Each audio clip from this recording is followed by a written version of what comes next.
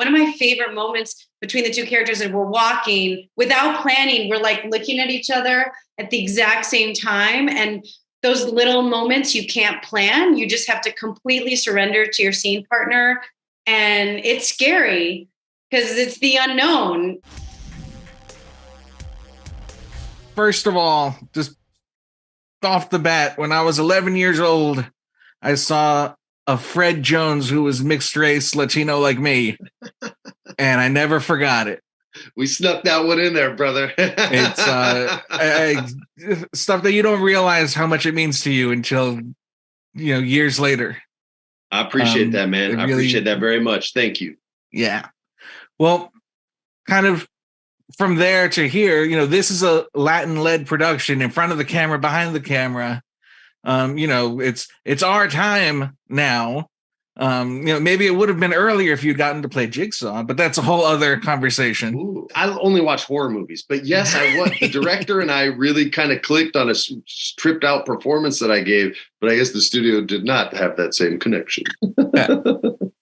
Well, if you could tell me a little bit about just getting to show off, Latin culture in a movie that, that everyone's going to be able to watch, this Christmas season. I would love to. I don't ever get the opportunity to do it unless I wrote it. Every Latino I've played on film is an after the fact, name change. So the character was Mike Jones. And then the studio's like, oh, look, we can say we're diverse. We hired Freddie Prinze Jr. So now his name's Miguel Rodriguez. And those don't count. I don't count any of those. So I've met with resistance from Latinos in my own industry who maybe didn't feel I was Latino enough, which is okay. They're entitled to their opinion. But when I do get the opportunity, which I did with this, to simply earn that respect and show what I can do, you better believe I was ready. I've been ready my whole life for this. So when Gabriela was willing to take a chance on me, I was not going to let her down. That was an opportunity to show off. When people see this, they'll see Aimee singing, dancing, acting, make you cry, make you laugh, talk some trash, that's an opportunity for her to show off. Actors don't always get to show everything unless it's a musical, right? Or something on Broadway. And this isn't either of those things. So both of us kind of got opportunities to show off. I got to show off cooking. She gets to show off everything. But yeah, it means a lot because it's legit the only time it's happened when I didn't write it. Aimee, correct me if I'm wrong, but you and Freddie have known each other for a while, right? Was your casting? You haven't known each other? Nah, no. We're just dogs for life. That's all. We met on this. Go ahead. Oh, wow. Okay.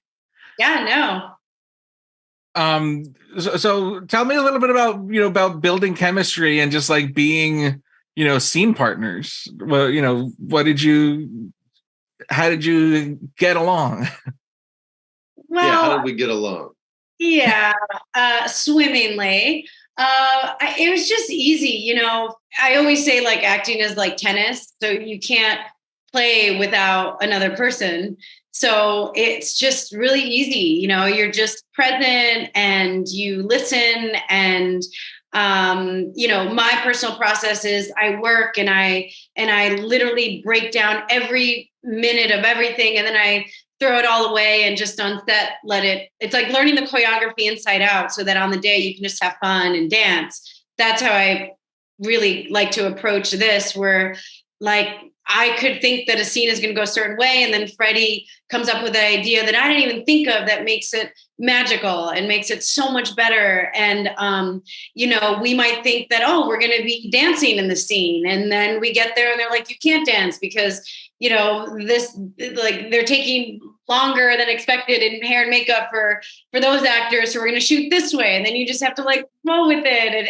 And it ends up being great, so it was really nice to be with someone. I think trust is really important. So I'm really grateful for that because, this was Freddie's first romantic comedy in the space in a while. And so I feel like there was little moments where one of my favorite moments between the two characters is we're walking without planning. We're looking at each other at the exact same time. And those little moments you can't plan. You just have to completely surrender to your scene partner.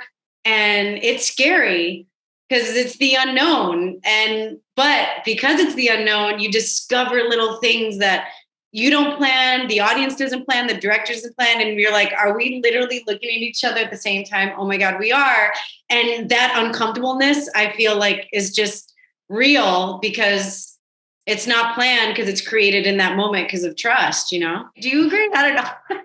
I would 100% get you $100,000 and a fake passport and get you to any country you needed to get to. That's how much I love you. Everything she said is dead on. Trust is the main thing. I would lie in court for this girl. I would under oath. And I'm one of the few that still believe in God. And I would still lie. I just ask for forgiveness. We're all good. But yeah, man, I love Aimee to death. She, I've said this before, but she does not see problems. She only sees solutions. And we've all worked with people who focus on the problem. And that's just, she is one of the rare unicorns that it just doesn't matter what the issue is. She will steamroll right through it. I don't think she slows down for speed bumps when she's driving because she just does not see them. Thank you so much. The movie is fantastic. Every character in the movie reminds me of there's someone in my family who's that person. Oh, And I'll just say to you, what I say to my mom every time I finish talking to her on the phone, which is bendición. Gracias igualmente. Thank you so much. Thank you, man.